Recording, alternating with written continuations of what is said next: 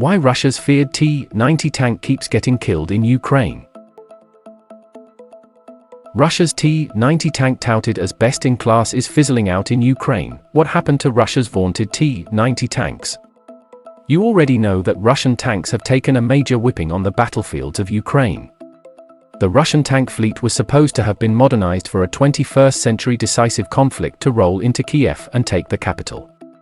Instead, anti-tank guided missiles have taken their toll on Russian armor, and the Ukrainians have probably come up with innovative tactics with the Javelin anti-tank guided missiles, ATGMs, to overwhelm Russian armor. The T-90 was supposed to shine a light on the fog of war. So what exactly happened? T-90s having major difficulty. Russian soldiers are sometimes abandoning the tank.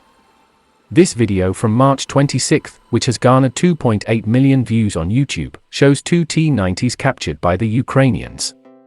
Javelin and NLAW anti-tank weapons have taught Vladimir Putin's tank battalions a hard-earned lesson, with many burnt-out hulls of T-90 tanks littering the battlefield. What's going on with the T-90? This T-90 carnage is a mystery. The T-90 and its variants are supposed to have a system that would foil anti-tank missiles.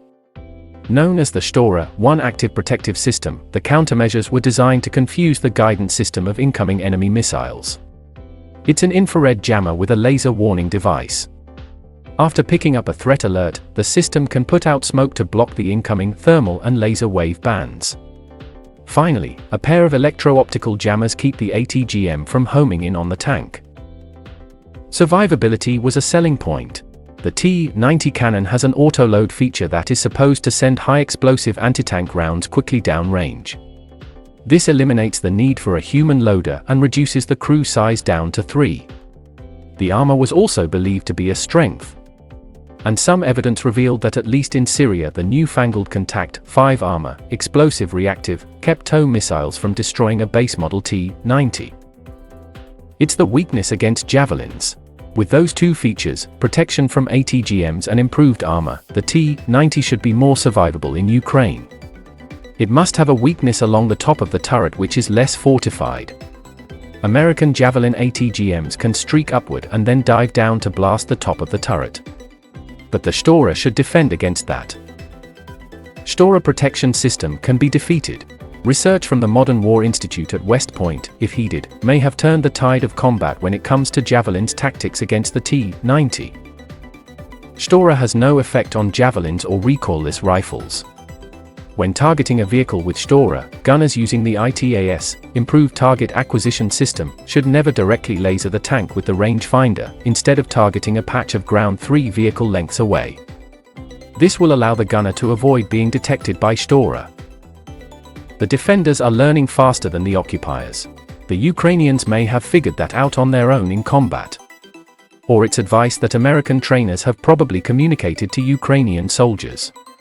Either way, the Javelin is teaching the Russians that tanks, no matter what their modernization and improvements are, can fail. Adapt or die.